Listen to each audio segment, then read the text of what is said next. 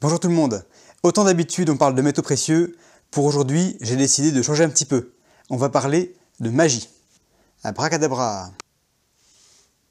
Pas mal. Abracadabra. Tiens, ça marche plus. Bon, vous l'avez compris, on va surtout parler de monnaie. Mais vous allez voir, le thème de la magie sera assez présent quand même. Et d'abord, pourquoi est-ce qu'on parle d'argent magique? Il y a cette phrase d'Emmanuel Macron en 2018. Il n'y a pas d'argent magique. Et 2 ans plus tard, le fameux « quoi qu'il en coûte ». Pour sauver des vies. Quoi qu'il en coûte. Alors l'argent est-il devenu magique entre-temps? Non, il l'a toujours été, ou plutôt, il l'est vraiment depuis 1971. J'aimerais faire une série de vidéos sur le sujet, donc postez-moi vos questions et vos remarques en commentaire, lisez ce que les autres ont écrit, et je travaillerai sur les posts qui auront le plus de likes. Merci beaucoup à celui d'entre vous qui m'a donné l'idée de ce thème, la monnaie. Plutôt qu'un long discours pénible, je vais essayer de tordre le cou à quelques idées reçues pour cette première vidéo. Et on attaque direct. Première idée reçue, c'est la Banque Centrale Européenne, la BCE, qui crée l'argent que j'utilise tous les jours. Ça doit être vrai ça, c'est écrit partout sur le côté là. En fait, c'est juste un tout petit peu vrai. L'argent qu'on utilise tous les jours, il a 2 formes très différentes. L'argent liquide d'un côté, les pièces, les billets, et l'argent qui est sur notre compte en banque, les virements, les prélèvements, les chèques, les cartes bancaires, de l'autre côté. La BCE, elle ne crée que les pièces et les billets qui circulent. Ça représente une toute petite partie du total, 10% seulement. Tout le reste, et très peu de personnes le savent, ce sont les banques commerciales qui le créent. La BNP, la Société Générale, le Crédit Agricole, etc. Et c'est là qu'on peut commencer à parler de magie. Cette monnaie, qu'on appelle monnaie scripturale privée, elle est créée à partir de rien. C'est votre conseiller ou votre conseillère bancaire qui l'a fait apparaître lorsque la banque vous accorde un crédit. Ce n'est qu'une ligne dans un ordinateur. Ça relève uniquement de la comptabilité interne de la banque. Si la banque fait faillite, eh ben ça disparaît. Vous pouvez imaginer que quand vous vous connectez au site de votre banque pour voir votre compte, eh bien ce que vous voyez, c'est ça. Une monnaie privée qui n'a de valeur que dans un cadre bien précis. Deuxième idée reçue, je suis un bon client pour ma banque et j'ai toutes mes économies chez eux.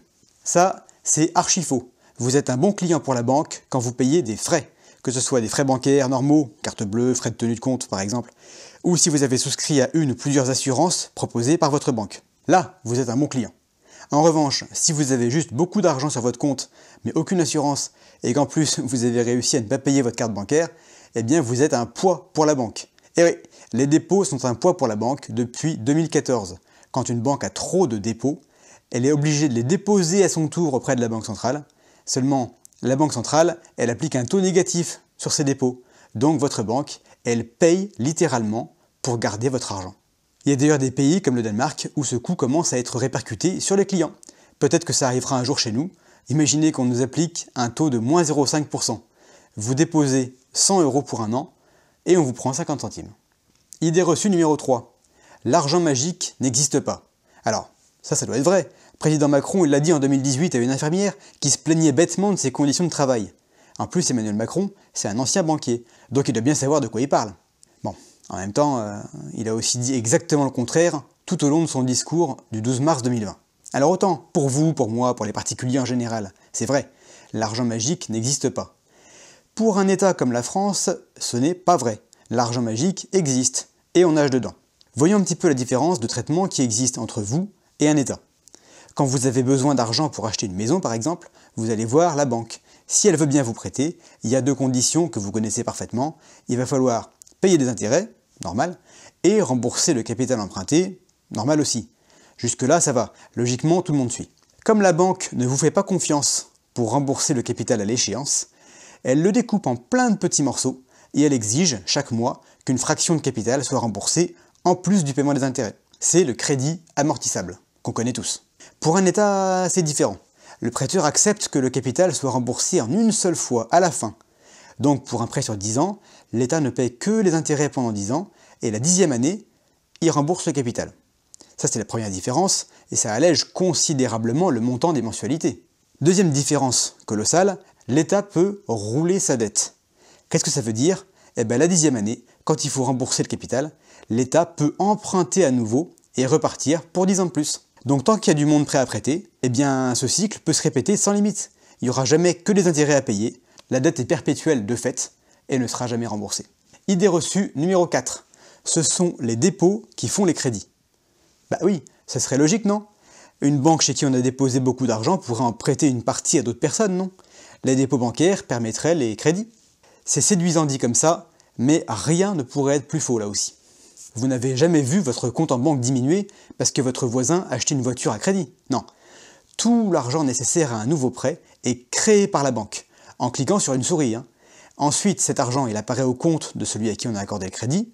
Dans mon exemple, il est ensuite donné par votre voisin à son vendeur en échange de la voiture, et cette personne dépose enfin cet argent sur son compte en banque. Ce sont bien les crédits des uns qui font les dépôts des autres. L'immense majorité de la monnaie qui nous entoure, eh bien c'est de la dette du coup.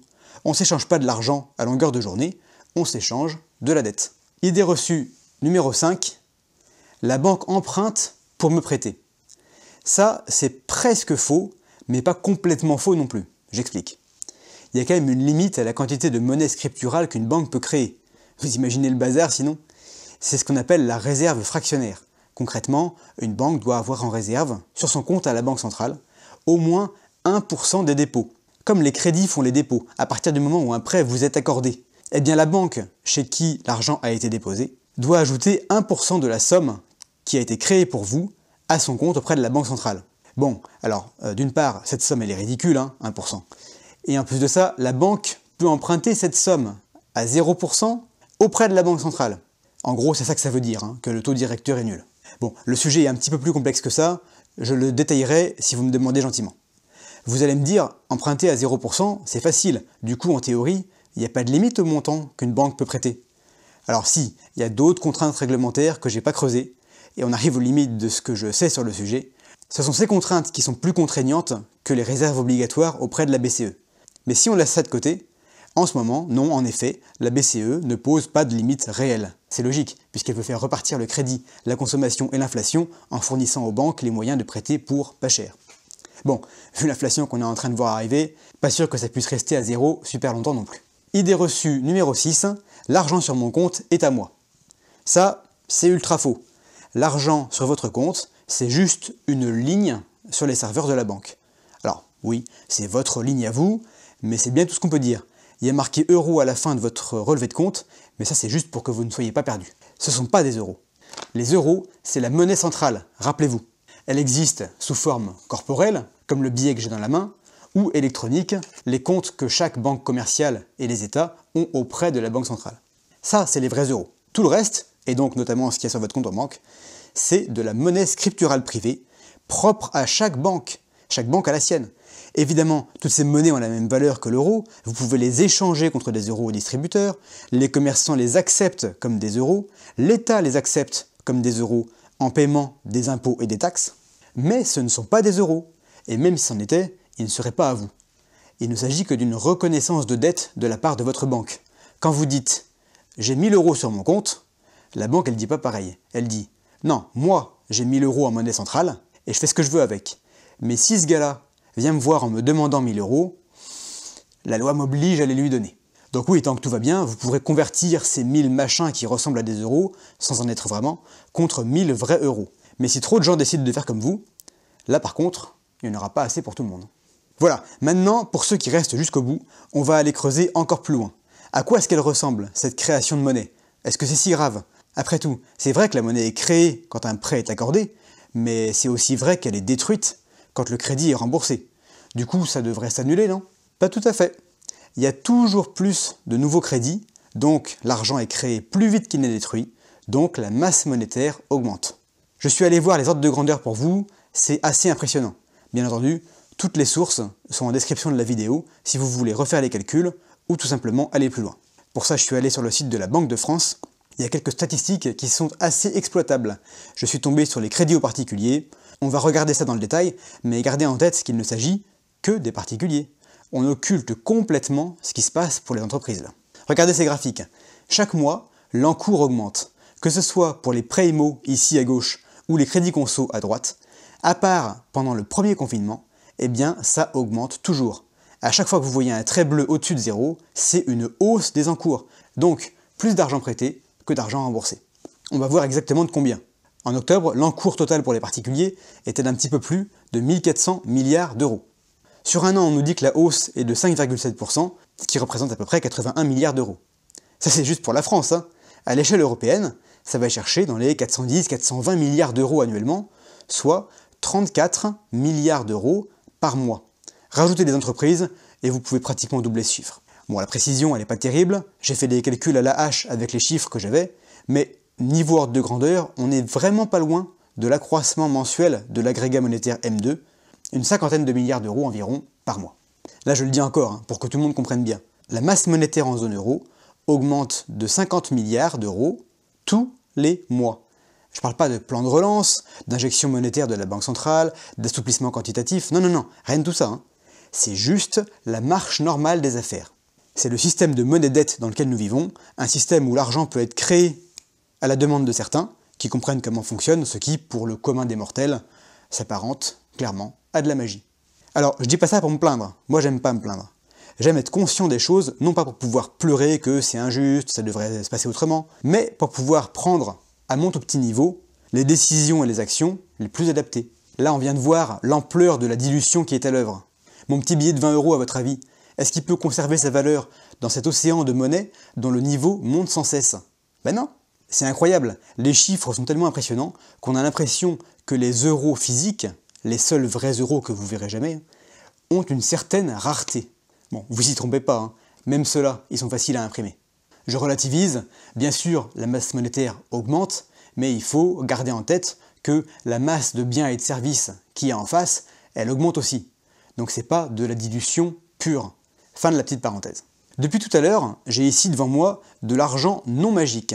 De l'argent beaucoup moins amusant, certes, qu'on ne peut pas créer à partir de rien. Mais de l'argent qu'on ne peut pas vraiment détruire non plus.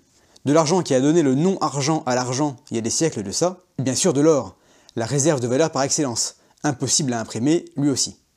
Si un jour, tout ce joyeux système nous pète à la figure, ce que je ne souhaite pas évidemment, hein, ceux qui n'auront que leur compte en banque devraient pouvoir mesurer très précisément la distance qui sépare ça de ça. N'oubliez pas le petit pouce bleu si vous avez appris des trucs aujourd'hui, et surtout vos questions ici dans les commentaires. J'ai déjà 2 ou 3 idées sur l'instabilité du système financier actuel, le rôle des banques centrales, mais j'ai besoin de savoir ce qui vous intéresse, vous.